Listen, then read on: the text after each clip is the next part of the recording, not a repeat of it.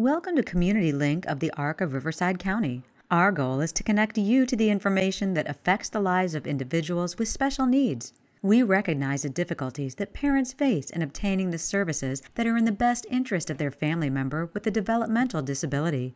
The realities of our culture make this studio cast the best way for us to link you to ideas, resources, and others with similar needs. We hope you find this series beneficial and share it with family and friends in our community. Hello, and welcome to the first studio cast of Community Link. My name is Samantha Calderon, Director of Communications for the Arc of Riverside County. Our topics for this series will be varied, but always focused on and in some matter related to individuals with special needs and developmental disabilities and their families. We hope you will find these studio casts of value and will help us spread the word. Today we are talking with two moms who have been instrumental in helping our agency begin to reach out to families with younger children.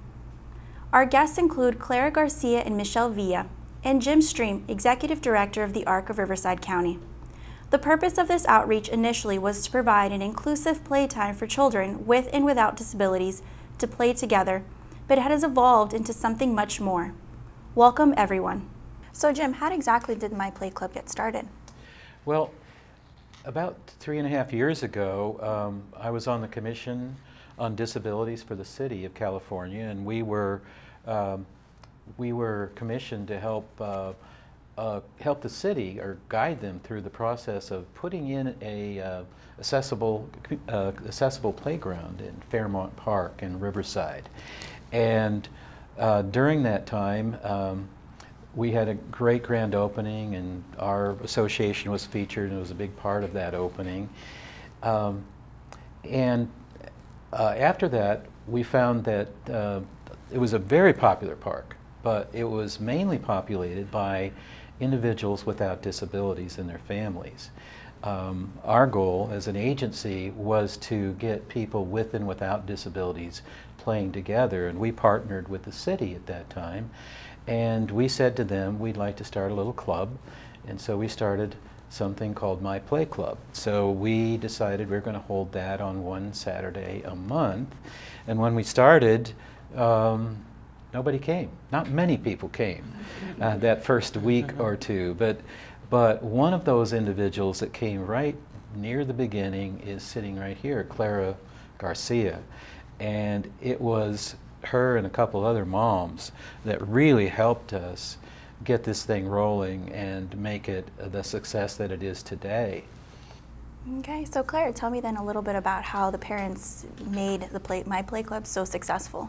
Well, I had a friend that started posting about coming to My Play Club, and I saw it a few times, and then I decided to come. And so when I came, I saw they have like arts and crafts and a clown, and I thought, oh, this is, a neat idea. So I started inviting other parents. I started posting it on Facebook in the special needs community, and other parents started coming to join, and and different families would always come out, and so that's kind of, I got heavily involved. I was there like faithfully, or I'm still there, faithfully every third Saturday of the month.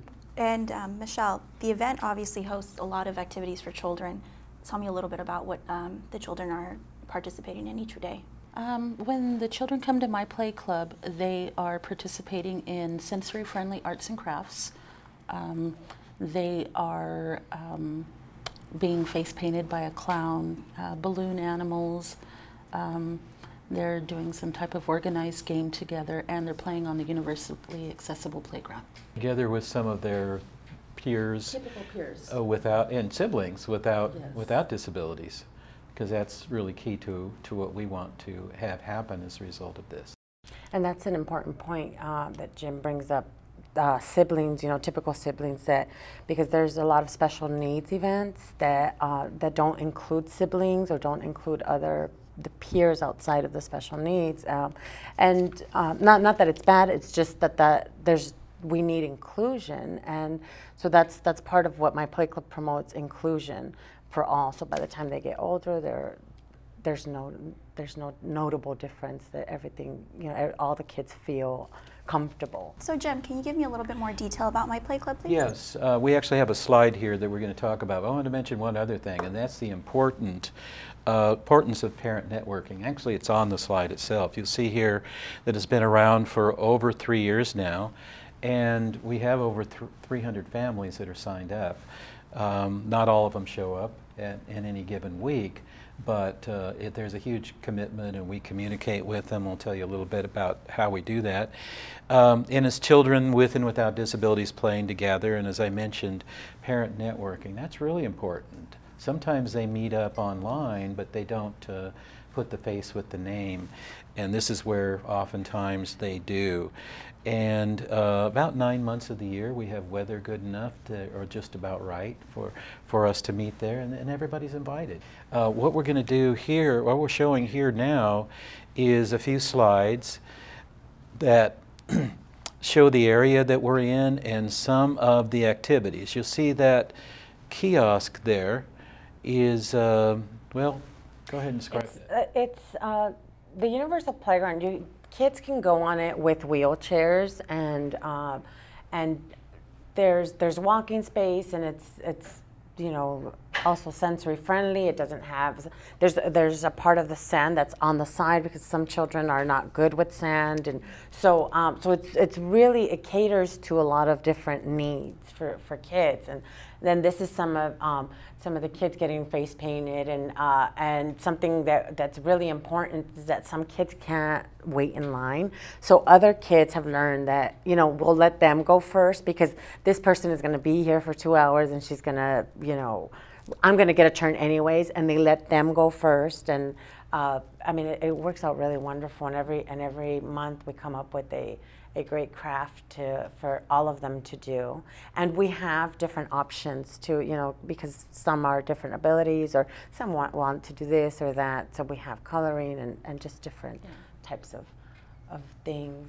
These are some of our families, and I mean, they're just so, they love coming. They love coming, and we love having them. And then they come to us, and some families come to network as well and say, hey, I'm having an issue with, you know, IHSS or different, whatever issues. I get a lot of my problems solved at my play club by talking with other families. Yeah, what was it that got you involved?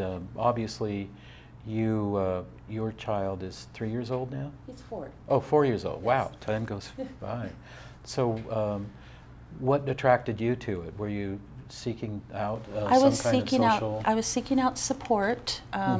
We were still pretty raw with the diagnosis, and we came when my son was still a baby, and we were looking to connect with other parents in our community, and we found a lot of support and friendship at my play club.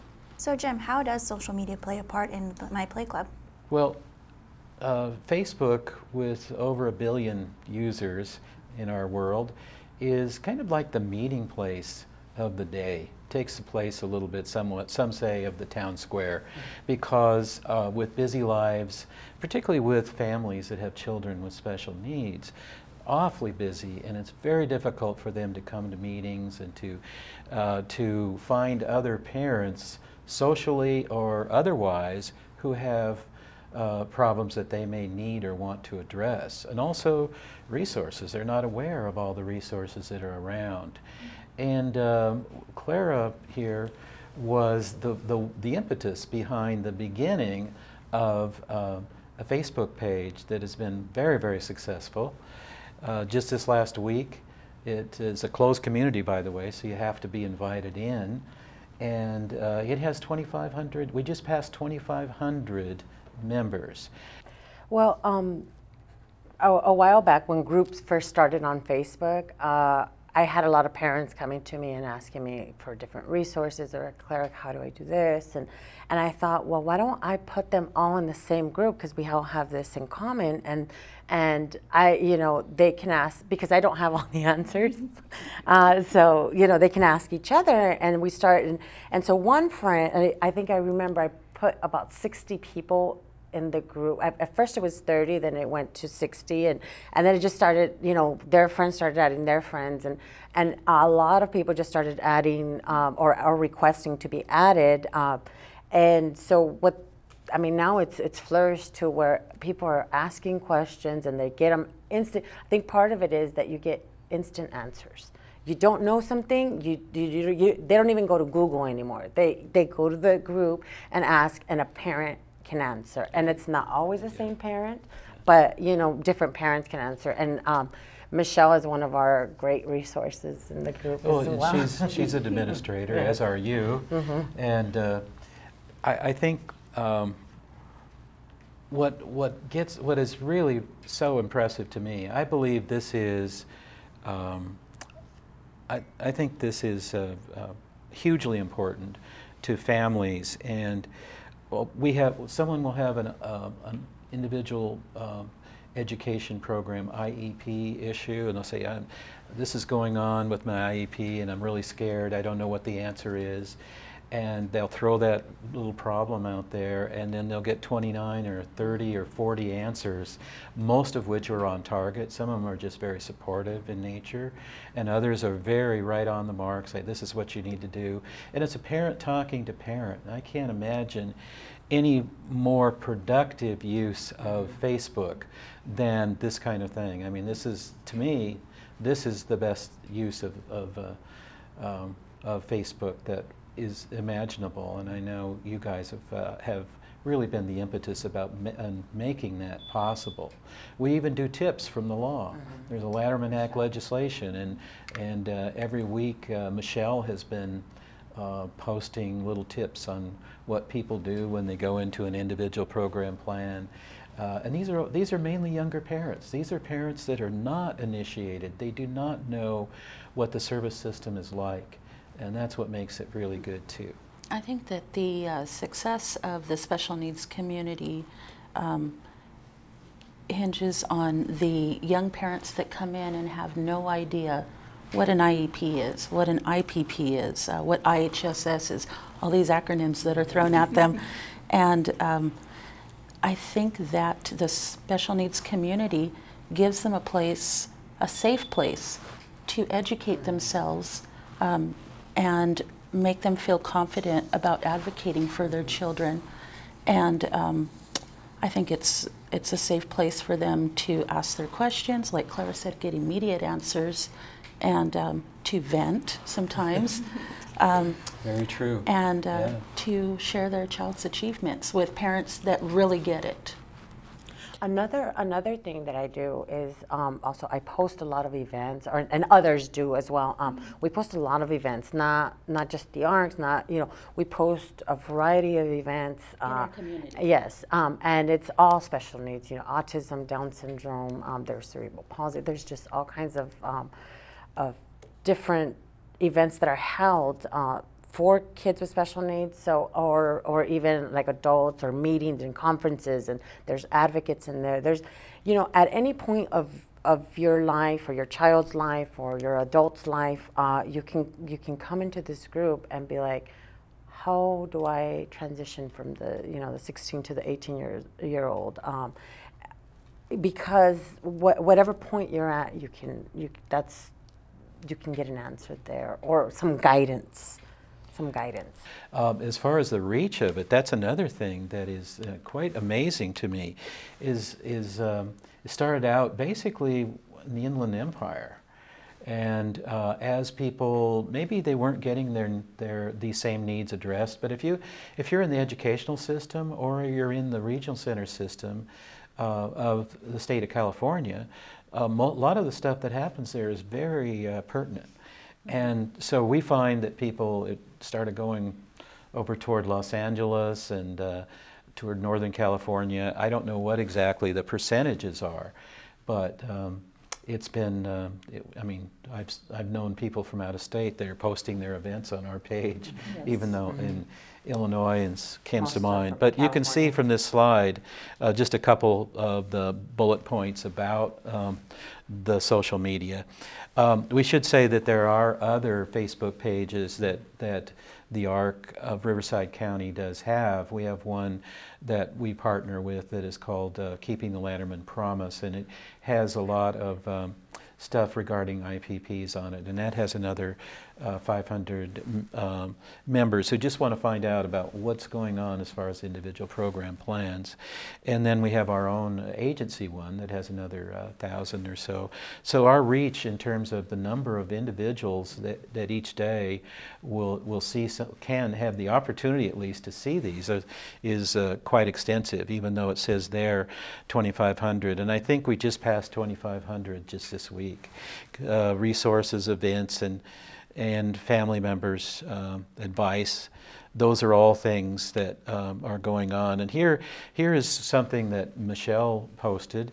It's just a little bit of the law that talks about things that a lot of parents just don't know. If we aren't posting this, and we're doing it a little bit at a time, we have these big PowerPoint presentations that take 2 or 3 hours, but as we said, it's very difficult to fill a room full of individual moms and dads who need to hear these because their child is at a certain age. Can I elaborate on this please. a bit? The special needs community tip of the week. What I was trying to do with this is educate parents so that they can advocate for their children. A lot of them don't know their rights, and they don't know the law. And we've gotten such a great response from this that these parents are going into their IPPs with this information and being able to get the services that their children need.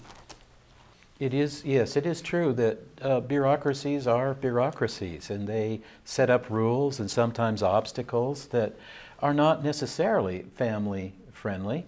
And what they say oftentimes is not quite true as far as what the law actually reads.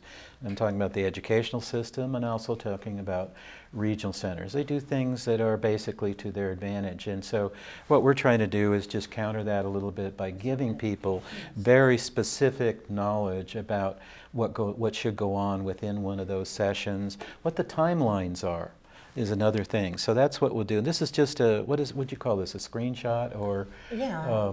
And it has like a small description of what I put a while back.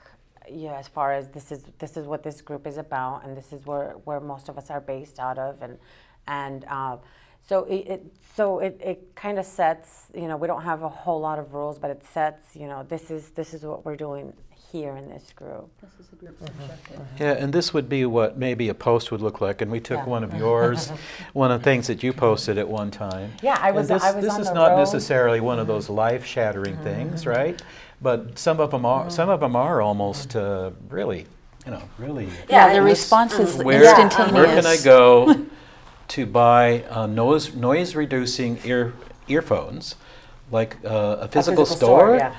Thanks for your help. Okay, so what do you get? You get. I got 29, like different people. 29 people responding to that. I was on the road, and I was like, let me ask really quick, and then they were like, oh, at Lowe's, and then I look up and I see a Lowe's, and I'm like, there it is. You know, so that's kind of that's. You know, and then different people started talking about, okay, these are the headphones I use, and these are the ones I like. The different brands. Yeah, and so, I mean, you find out stuff that you normally either are not thinking about, or, you know, and then you just compare ideas or sometimes you get things you don't want to know or that are just extraneous, and that's part of what this is all about. But the immediacy of it, you know, the idea that it's in, you know, someone is driving to their IEP, and that's happened a couple times, and they're saying, oh no, I'm so scared, and then all of a sudden they get these support responses, or they get an actual, so the immediacy of it is just quite incredible. Kind of, you know, we're all instant gratification. Well, I guess that's what Facebook is partly about. I don't know.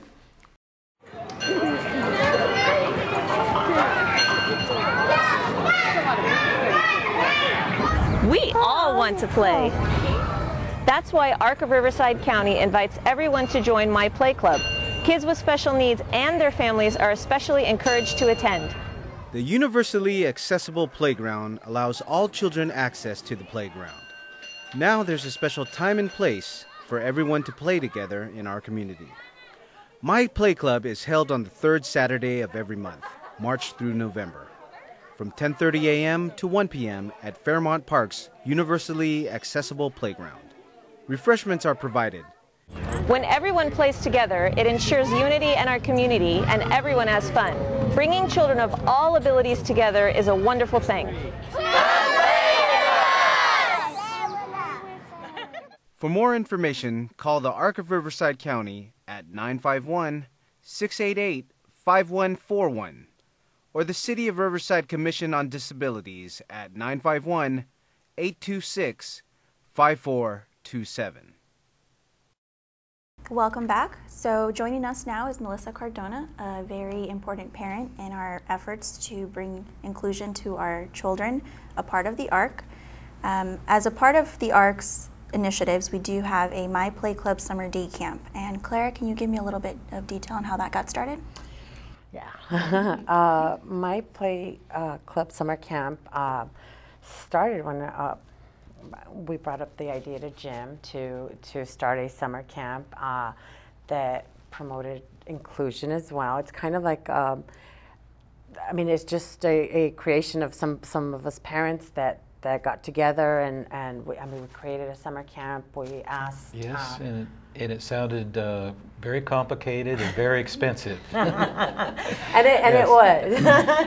So so what he graciously was like, okay, and I ran. I helped run a lot of things by putting in my own time. I did a lot of this stuff by volunteering, as did other parents. We formed a committee and we said, this is what we're going to do. So what happens during my play club is, during the mornings we have events, like Special Olympics has come out, we have different crafts, we have playground time. All the same kids that are invited to my play club are invited to this summer camp. And when we open registration for this, and we do it in the special needs community, we do it online, we do it on Facebook. It is filled. Well, this last time it was filled within an hour. And that's I think we had 70. We cut it off at 70 kids. What it shows is the need. About 6 years ago, the regional centers had that part of their budget taken away, social recreation. And since then, young families have found it very difficult to find things that are both therapeutic and fun at the same time.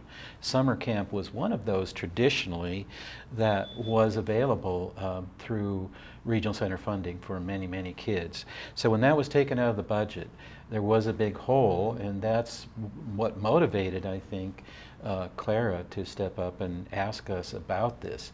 We didn't think we would quite be capable of it. Our budgets have been cut too, and we don't have a lot of extra funds around to fund what I thought would be a hugely expensive proposition. But we went to the city, and the City of Riverside was so accommodating to us.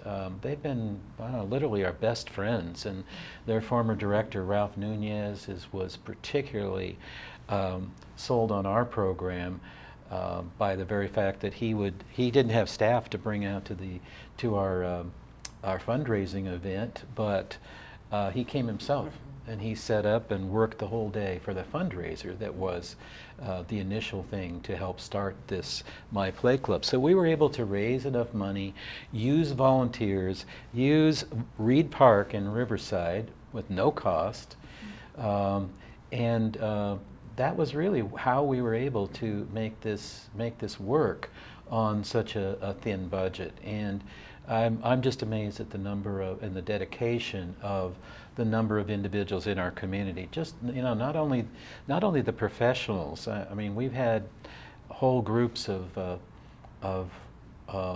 companies that give ABA therapy, for instance, bring all of their work, all of their professionals out. And Up and Movin' happens to be a physical therapy company here in Riverside, and they committed to this as well. And so it was just very, very gratifying to see all of that, and then the moms that were able to. And we have Melissa here who has participated in this, right? For both years? This was actually my first year. Your first year, okay. But I attended my play club when it first started. 3 years ago, my son was only 2. So Melissa, looking at everything that's available to the children, from the support to the resources, what do you think is the most important and memorable aspect of My Summer Play Day Club? Well, I had a hard time finding a place that would accept both of my boys, actually, because I have one with autism, one who's typical, and a lot of the events only want for the special needs, and I want my son to socialize with everybody, including typical peers. So I Googled and I searched, and I met Claire a while back at my play club. And when I found out about the camp, I was super excited. Even though Riverside is a far drive, I was willing to make the drive that whole week. So my most memorable part was really his happiness going there, his socializing with all the kids, his age, even the older kids he was playing with, and even my 3-year-old had a blast. And really just how every day had different events, different activities for him to do. He socialized with all the therapists. I enjoyed my time with the parenting networking. Since I'm new back to California, I didn't really know a lot of the resources that were out here. So I actually got a lot of information, and I made a lot of good friends. It's really hard to find friends who understand you. And my son, actually, some of his best friends are from that camp, and I'm really happy. So Melissa, I know that aside from the support to the children, there's also support for the parents. Can you tell me a little bit about that? Yes, in the afternoon, they had a class for parents that had speakers come out. We had a light lunch, and just to mingle, we played games. And it was really nice for me to step away from my kids for a couple hours and be able to socialize and have adult talk with other parents. I was able to learn a lot about the laws from the speakers that I actually wasn't aware that I had rights with the regional center, because they told me one thing, but parents actually were like, no, you can actually do this. And I'm like, I felt more confident when I left the room. And they had massage, haircuts, just pampering, which I never get to do because I always put my kids first. So it was really nice to be able to spend the afternoon with other adults. Part of that the respite room is that we want to let parents take a break, and sometimes we feel like, we can't, we have to, be watching them. And that's the reason for having the professional people that are working with your children, so that the parents are confident that their children are their needs are being taken care of. They're having fun. They're doing the camp is recreational. It's not it's not work for the kids, with a little bit of therapeutic value in it. And the parents, we got some wonderful people that came out to donate their services, haircut, makeup. So we made it really, we were able to provide like a light lunch for the parents. So the parents don't have to be, because sometimes, times are tough, or you don't want to be out a lot of money. And we were able to get a lot of these things donated, which was really great.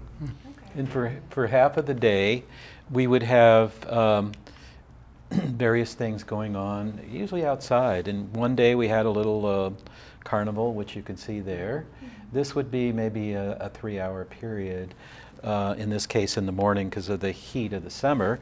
Along with that, we had, on that particular day, we had a police car, which was very popular for our folks.